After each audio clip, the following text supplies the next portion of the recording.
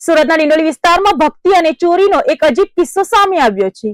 ભેસ્તાન આવાસમાં આવેલા એક મંદિરમાં તસ્કરે ચોરી કરતા પહેલા માતાજીની માફી માંગી હોય તેમ પગે લાગ્યો અને ત્યારબાદ દાનપેટી ઉઠાવીને રફુચક્કર થઈ ગયો હતો। આ સમગ્ર ઘટના મંદિરમાં લાગેલા સીસીટીવી કેમેરામાં કેદ થઈ છે। સુરતના ડિંડોલી પોલીસ સ્ટેશનની હદમાં આવેલા ભેસ્તાન આવાસમાં એક ચોરીની ઘટના બની છે। અહીં આવેલા માતાજીના મંદિરમાં રાત્રિના સમયે એક તસ્કર ત્રાટક્યો હતો। સીસીટીવીમાં દેખાઈ રહેલા દ્રશ્યો મુજબ ચોર પહેલા અત્યંત ભક્તિભાવથી માતાજીના પગે લાગે છે અને ત્યારબાદ આખા મંદિરની રેકી કરે છે। જેવી તેને ખાતરી થાય છે કે આસપાસ કોઈ નથી તે તરત જ દાનપેટી ઉઠાવીને પલાયન થઈ જાય છે। સવારના સમયે જ્યારે ભક્તો મંદિરે પહોંચ્યા ત્યારે દાનપેટી ગાયબ જણાતા પોલીસને જાણ કરવામાં આવી હતી। ડિંડોલી પોલીસે સીસીટીવી ના આધારે આ ભક્ત ચોરની શોધખોળ શરૂ કરી છે। મંદિરમાં થયેલી આ ચોરીને પગલે સ્થાનિક રહીશોમાં સુરક્ષાને લઈને ચિંતા વ્યાપી છે। શું પોલીસ આ ફૂટેજના આધારે તસ્કરને વહેલી તકે પકડી પાડશે? સુરતની વીર નર્મદ દક્ષિણ ગુજરાત યુનિવર્સિટી ફરી એકવાર વિવાદના કેન્દ્રમાં આવી છે। આ વખતે હોસ્ટેલમાં રહેતા વિદ્યાર્થીઓના ભોજન અને મેસ ફીના વધારાને લઈને એબીવીપી દ્વારા ઉગ્ર વિરોધ પ્રદર્શન કરવામાં આવ્યું છે। મેસના નવા ટેન્ડર બાદ ફીમાં તોતિંગ વધારો ઝીકી દેવાયો, પરંતુ વિદ્યાર્થીઓને પીરસવામાં આવતા ભોજનની ગુણવત્તા કથળી હોવાના આક્ષેપો સાથે કાર્યકરોએ રજિસ્ટ્રારની ઓફિસ બહાર રામધૂન બોલાવી હતી।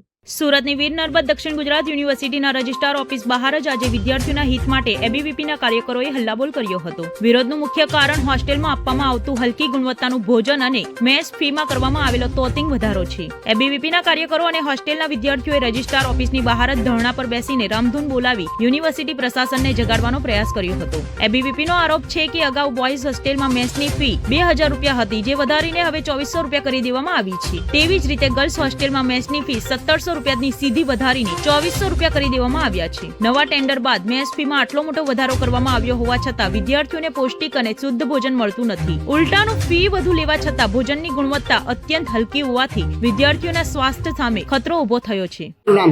નમસ્તે, કુલદીપ પટેલ, અખિલ ભારતીય વિદ્યાર્થી પરિષદ વીર નર્મદ દક્ષિણ ગુજરાત યુનિવર્સિટીમાં અધ્યક્ષની જવાબદારી અખિલ ભારતીય વિદ્યાર્થી પરિષદ દ્વારા બોયઝ હોસ્ટેલ અને ગર્લ્સ હોસ્ટેલમાં જમવાની સમસ્યાઓને લઈને રજિસ્ટર સાહેબને 10 દિવસ અગાઉ કમ્પ્લેન કરવામાં આવી હતી, પરંતુ રજિસ્ટર સાહેબ દ્વારા એના પર કોઈ નિર્ણય લેવામાં આવ્યો નહીં। વીસી સાહેબ દ્વારા એના પર કોઈ નિર્ણય લેવામાં આવ્યો નથી। તેને લઈને દરેક વિદ્યાર્થીઓ હોસ્ટેલ ઘણા બધા વિદ્યાર્થીઓ આજે અહીંયા આંદોલન કરવા માટે એકઠા થયા છે અને વિદ્યાર્થીઓને એટલું તદ્દન સાવ નીચલી ગુણવત્તાનું ખાવાનું આપવામાં આવે છે, જેમાંથી ઈયરો નીકળે છે। ઘણા બધા વિદ્યાર્થીઓ જમે એ જ દિવસે સાંજે બીમાર થઈ જાય છે। તો આ રીતનું જમવાનું અહીંયા યુનિવર્સિટીમાં આપવામાં આવે છે, જેને લઈને દરેક વિદ્યાર્થીઓ એકઠા થયા છે અને અમે લેખિતમાં એકવાર રજૂઆત કરવામાં આવી છે અમારા દ્વારા કે આ કોન્ટ્રાક્ટને રદ કરવામાં આવે, પરંતુ યુનિવર્સિટી દ્વારા કોઈ જાતનો પગલાં લેવામાં આવ્યા નથી અને આજે જ્યાં સુધી અમારા પ્રશ્નોનું નિરાકરણ નહીં આવે ત્યાં સુધી અમે અહીંયાથી હલીશું નહીં, અહીંયા જ બેસી રહેશું અને પોતાના જે પ્રશ્ન છે એનું સોલ્યુશન લાવીને જ રહેશું। અહીંયા ફક્ત ને ફક્ત યુનિવર્સિટી પ્રશાસનને એ કોન્ટ્રાક્ટરોની ચિંતા છે, અહીંયાના કર્મચારીની ચિંતા છે, પરંતુ જેના થકી યુનિવર્સિટી ચાલે છે એવા વિદ્યાર્થીઓની જરાક પણ ચિંતા નથી યુનિવર્સિટીને। તો એમને એ ચિંતા કરવી પડશે ત્યાં સુધી વિદ્યાર્થી અહીંયા જ બેસી રહેશે અને પોતાના પ્રશ્નોનું સોલ્યુશન લાવીને રહેશે। આજે કેન્દ્ર સરકાર દ્વારા દેશના ખેડૂતોના હિતમાં એક મહત્વપૂર્ણ જાહેરાત કરવામાં આવી છે।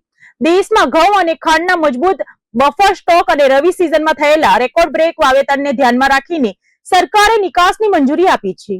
સુરતના ખેડૂત આગેવાન જયેશ દેલાડે આ નિર્ણયને આવકારીને જણાવ્યું કે આનાથી સ્થાનિક બજારોના ભાવમાં સ્થિર થશે અને ખેડૂતોની આવકમાં વધારો થશે। કેન્દ્ર સરકારે 25 લાખ ટન ઘઉં અને 5 લાખ ટન ખાંડની નિકાસને મંજૂરી આપી છે। સરકારના નિર્ણયને ખેડૂત આગેવાનો દ્વારા આવકારવામાં આવ્યો છે। સ્થાનિક બજારમાં સ્થિરતા જળવાઈ રહે અને ખેડૂતોને તેમના પાકનો યોગ્ય ભાવ મળી રહે તે હેતુથી આ નિર્ણય લેવાયો હોવાનું જાણવા મળ્યું છે। ખેડૂત આગેવાન જયેશ દેલાડે જણાવ્યું છે કે દેશમાં હાલ ઘઉં અને ખાંડનો પૂરતો જથ્થો ઉપલબ્ધ છે। વર્ષ 2025-26 દરમિયાન ખાનગી એકમો પાસે અંદાજે 75 લાખ ટન ઘઉંનો જથ્થો છે, જે ગત વર્ષની સરખામણીએ આશરે 32 લાખ ટન વધુ છે, જ્યારે ફૂડ કોર્પોરેશન ઓફ ઇન્ડિયા પાસે 1 એપ્રિલ 2026 સુધીમાં 182 લાખ ટન ઘઉંનો સંગ્રહ છે। તેથી નિકાસથી દેશની ખાદ્યાન્ન સુરક્ષાને કોઈ અસર નહીં થાય તેવી ખાતરી આપવામાં આવી છે। રવિ સિઝનમાં ઘઉંનું વાવેતર પણ વધીને આશરે 334 લાખ હેક્ટર થયું છે, જે ખેડૂતોના વિશ્વાસને દર્શાવે છે કે સરકારના મતે આ નિર્ણયથી બજારમાં કિંમતો સ્થિર રહેશે, સ્ટોકનું યોગ્ય રોટેશન થશે અને ખેડૂતોની આવકમાં વધારો થશે। ખાંડ મામલે પણ સરકારે વર્તમાન સિઝનમાં વધારાના 5 લાખ ટન નિકાસને મંજૂરી આપી છે। સુરત શહેરમાં આગામી બોર્ડની પરીક્ષાઓને ધ્યાનમાં રાખીને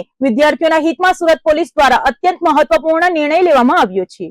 પરીક્ષાના દિવસો દરમિયાન વિદ્યાર્થીઓ શાંતિપૂર્વક વાંચન કરી શકે અને તેમને કોઈ ખલેલ ન પહોંચે તે માટે આજથી જ શહેરમાં ડીજે અને લાઉડસ્પીકર વગાડવા પર કડક પ્રતિબંધ લાદી દેવામાં આવ્યો છે. બોર્ડની પરીક્ષાને લઈને સુરત પોલીસનો મહત્વનો અને મોટો નિર્ણય લેવામાં આવ્યો છે. રાત્રે 10 વાગ્યા બાદ લાઉડસ્પીકર કે ડીજે નહીં વગાડી શકશો. હાલમાં 10મા 12માની પરીક્ષાનો કાર્યક્રમ જાહેર થઈ ગયો છે અને બધા જ બાળકો એની તૈયારી કરી રહ્યા છે. સાથે સાથે લગ્નની સિઝન હોવાથી પાર્ટી પ્લોટમાં ખૂબ મોડા સુધી ડીજે વાગવાની ફરિયાદો મળી રહી છે, જે અંતર્ગત જાહેરનામું બહાર પાડવામાં આવ્યું છે અને હવે જે કોઈ પાર્ટી પ્લોટમાં 10 વાગ્યા બાદ ડીજે મોટા અવાજમાં વગાડવામાં આવશે, ડીજેનો ઉપયોગ કરવામાં આવશે તો ત્યાં કાયદેસરની કાર્યવાહી કરી અને ડીજે જપ્ત કરવામાં આવશે. સાથે સાથે જે મોડી રાતે લક્ઝરી બસો અને મોટા ટ્રક્સ જે હોર્ન વગાડે છે જેમાં બાળકોને ભણવામાં વિક્ષેપ થાય છે, બધા ટ્રક અને લક્ઝરી બસો પણ કાર્યવાહી કરવામાં આવશે. હાલમાં જે રોંગ સાઈડ ચાલી રહી છે લક્ઝરી બસ અને જે જાહેરનામા ભંગ કરીને પણ સમય સિવાયના સમયમાં સિટીમાં એન્ટર થાય છે, બધી લક્ઝરી બસ અને ટ્રકની ઉપર પણ અમે કાર્યવાહી કરી રહ્યા છીએ. વહેલા સવારમાં 4 વાગે પણ અમે પોઈન્ટ લગાડી અને કાર્યવાહી કરી રહ્યા છીએ અને મોડી રાતે પણ જ્યાં જ્યાં અમને લાગે છે કે આ કાર્યવાહી અમારી જરૂર છે તેવા પોઈન્ટ પર અમે સરપ્રાઇઝ ચેકિંગ કરી અને એ પોઈન્ટ લગાડી રહ્યા છીએ. આખા સુરત સિટીમાં જ્યાં જ્યાં રોંગ સાઈડ હોર્ન્સ માટેના અમને લાગે છે કે અહીંયા ફરિયાદો વધારે આવે છે એ જગ્યા પર અમે અહીંયા પોઈન્ટ રાખી અને ટ્રાફિક પોલીસ દ્વારા કાર્યવાહી કરવામાં આવી રહી છે. સુરતના લિંબાયત વિસ્તારમાં થયેલી લાખોની ઘરફોડ ચોરીનો ભેદ ઉકેલવામાં પોલીસને મોટી સફળતા મળી છે. ગત 9 ફેબ્રુઆરીએ જ્યારે એક પરિવાર લગ્ન પ્રસંગમાં ગયો હતો ત્યારે મકાનને નિશાન બનાવનાર રીઢા ગુનેગારની લિંબાયત પોલીસે ધરપકડ કરી છે.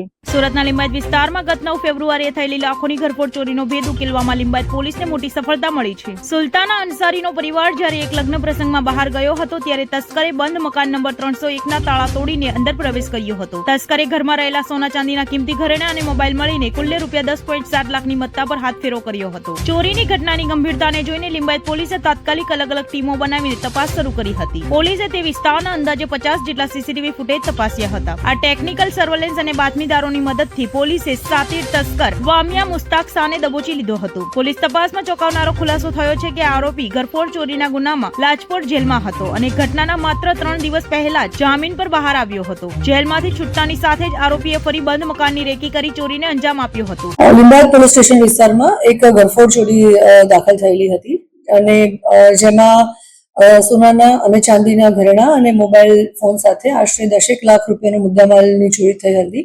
જેમાં ઘર માલિક છે એ પોતે ઘર બંધ કરી અને લગ્નમાં ગયેલ હતા. એ વખતે રેકી કરી અને જે આરોપી છે માવિયા સન ઓફ મુસ્તાક, જેની ઉંમર 29 વર્ષ છે, જે છૂટક મૂટક મજૂરી કામ કરે છે, જે શાહપુર સોસાયટી ગલી નંબર 3 અને લિંબાયતમાં સુરત શહેરમાં રહે છે. મૂળ ગામ ઇસ્લામપુરા, તાલુકો ધુલિયા અને જિલ્લો જલગાંવના છે. જે આરોપી છે એ અગાઉ પણ આવી ઘરફોડ ચોરી એના વિરુદ્ધમાં દાખલ થયેલી છે લિંબાયત પોલીસ સ્ટેશનમાં અને અન્ય પોલીસ સ્ટેશનમાં. પોતે જામીન પર હતો અને જ્યારે રેકી કરી અને ખબર પડી કે આ ઘર બંધ છે ત્યારે એણે રાત્રિ દરમિયાન ઘરફોડ કરી હતી, જેમાં આશરે 10 લાખનો સોનાના દાગીના અને ચાંદીના દાગીનાનો મુદ્દામાલ હતો. લિંબાયત પોલીસ સ્ટેશનના સર્વેલન્સ સ્ટાફ તરફથી કામગીરીના અંતે આરોપીને પણ અમે ઝડપી લીધેલ છે અને તમામ મુદ્દામાલ અમે રિકવર કરેલ છે.